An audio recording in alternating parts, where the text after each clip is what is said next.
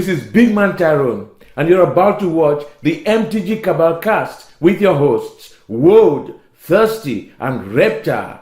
Sub to us on all your podcast networks at MtG Cabal Cast and YouTube. Hey guys, welcome to this week's MtG Cabal Cast. You've got me here, we've got Reptar, and we actually have a guest from the Cabal, Larry, here to help us with some expertise, because today we're going to cover graded cards. That's something we said we were going to touch on.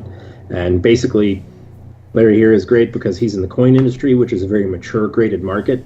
So he's going to help provide some perspective from that angle that we might not necessarily see here in Magic. Yep. So with that, let's go ahead and get started. Yep. So we're going to break this down into 3 parts to make it pretty easy to digest, because this is going to be some dense information.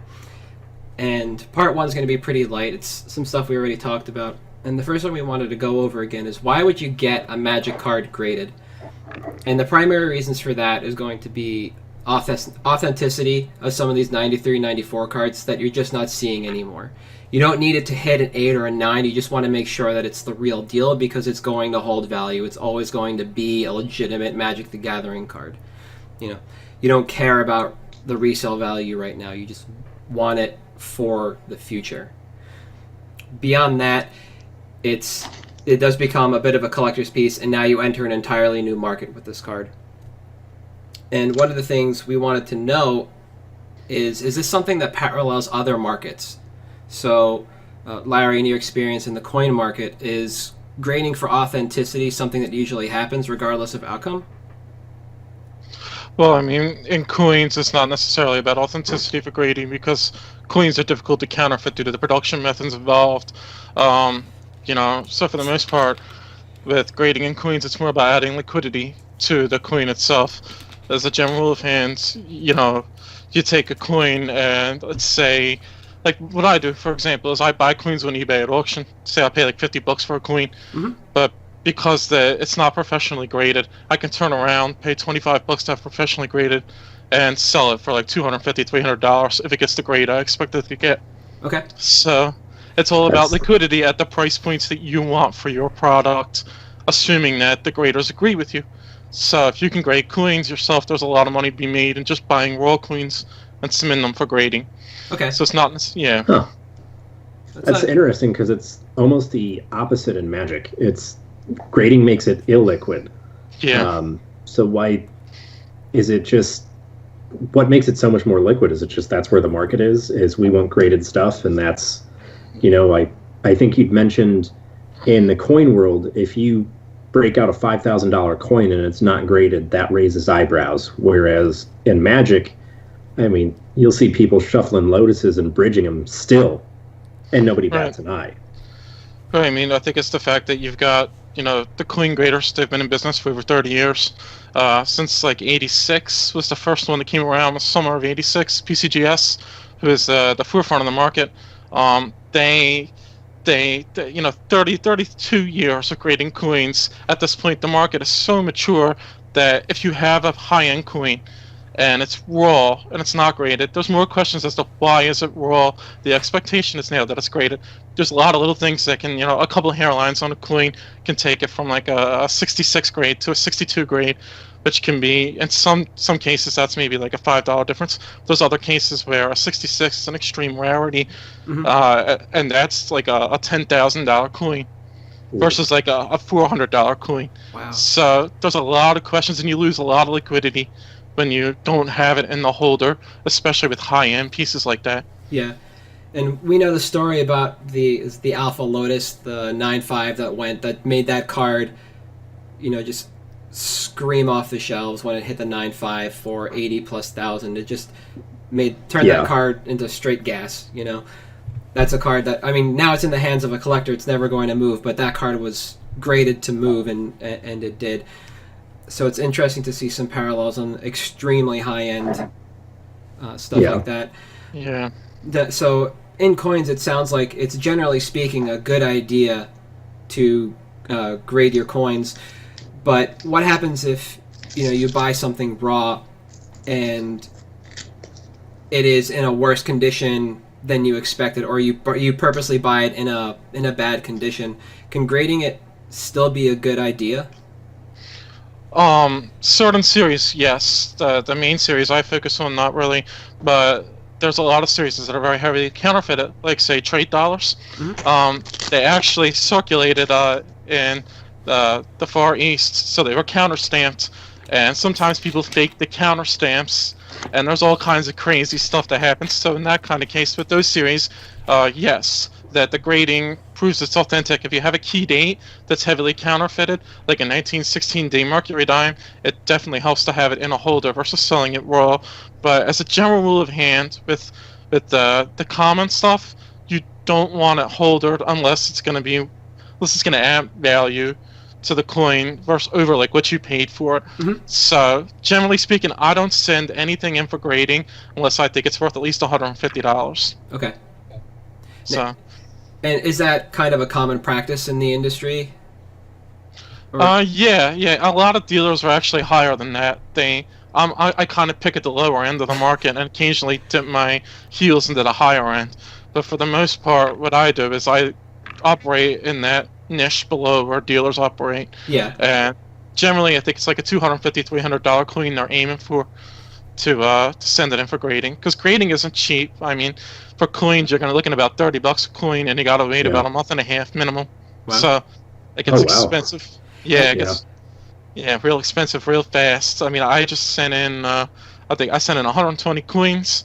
I'm not expecting to get them back till February, and I'm expecting to pay that's a bulk submission, so that's a little cheaper. Okay. Even then, I'm still looking at paying about $1,400 to $1,500 in grading fees. Wow. Yeah. One of the things I don't actually know about coin grading as a whole is it machine graded or is it still human graded, or is there a mix? They've tried to have companies that use computers to grade. There was one called AccuGrade about 15 years ago. Did all right, but at the end of the day, there's just too many variables in a coin for a computer to really look at and determine a grade from. It's not like a piece of cardboard where you can see, you have black, you look for white chips, hairlines, scuffs. It's much harder to grade a coin. And it's much more, there's a saying in the coin business that grading is an art. It's not a science.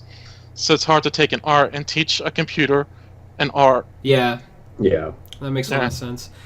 And the coins that are generally graded in terms of time period of production, what is kind of the upper bound on that? What is the newest set of coins that you would see? The newest set of grades? Not grades necessarily. What year would be the most recent stuff? People send people send stuff in that's brand new. Just to use an example here, like American Silver Eagles are very common to see graded. People are chasing the perfect grade of MS-70.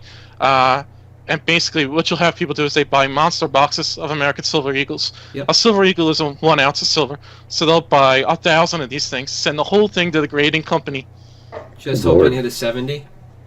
Yeah, they send them all in, and basically they make money on the 70s, they break even on the 69s, and they lose money on everything else. Wow, so would they pop cases for anything less than a 69, or did they just have to leave it? They usually, those dudes, they're sending like 10, 20, 30,000 Silver Eagles in at one time. So all they're really concerned about is just moving it through as fast as they can. Okay. And they just milk the 70s, and the rest of it just gets dumped basically at whole-sale prices. Yeah. And they're paying a lot less for grading than a guy like me and stuff. They'll pay like $3, $4, or $5 a coin for grading. So it's cheaper for them. No, definitely. And that sounds pretty similar to the guys who just send in looking for a 9 or a 9.5, like trying to create the upper bound on that market in terms of population of high-end cards. Almost some of them seem to grade regardless of time period within the game of Magic. Some people will stick to older cards and will never see a reprint, whether because it's on the reserve list or because it's something special like a masterpiece, which we've seen here and there. But I can't imagine people sending in a overgrown tomb from RTRTR saying, "Hey, look at this! I got 10,000." Who sent this in? Who decided it was a good idea to send in Foil Decree of Silence? Yeah. Who gets that graded? That just doesn't happen. I can't imagine a market where that's someone would send in 1,000 of those. Like, that's crazy to me. Yeah. It seems like there's an interesting dichotomy in the coin market in regards to what gets sent in, and basically being a lot of the specialty coins, short run stuff, and what gets sent in for Magic in regards to the modern era of cards, where we've seen cards like Snapcaster Mage and Cavern of Souls non-foil get graded, but then you also have short run stuff, like I mentioned, the masterpieces that are graded, and I believe shortly after the Mythic Planeswalker boxes were graded, we saw some of those go up on eBay, graded 9.5s, between 7 and 9.5 out of the box. But yeah. I mean, the thing about the coin business is it's very registry driven. Okay. So, there's dudes who, they have their Silver Eagle registries and they want their new Silver Eagle first thing in the year. Mm-hmm. So they'll pay, like, you'll see the prices cascade down throughout the year, because these dudes, they want to be the first one to get the MS-70 in their set for that year, and so on and so forth. There's a lot of competition in coins. Wow. A lot of egos in it, and too much money, to be honest. Fair. Are these... it's just a dangerous recipe. You put all that together. Yeah. And it gets a little crazy sometimes. Are those guys, like the big fish in that market, guys who are building a collection, or are they just looking to churn? Like, some of those guys who are looking for the 70, I assume, are looking to churn to the guys who are collecting the 70 at the beginning of the year. But I mean, it's hit and miss. Some guys are churners and some are collectors. It's a little all over the map in coins because it's a much bigger market with grading. Yeah. Like, I forget offhand, but PCGS, I think they've graded something like 30 million coins. Wow, Oof. that's insane. Yeah. 40 That's million insane. now, actually? Might be 40 million. I should check that real quick. It's a lot, though. Yeah. Yeah. Now, while you're looking at that, though, when you are looking to churn out, when you pick something up that has a grade, do you have an out immediately, or do you know that once you get the grade on it, somebody's going to bite?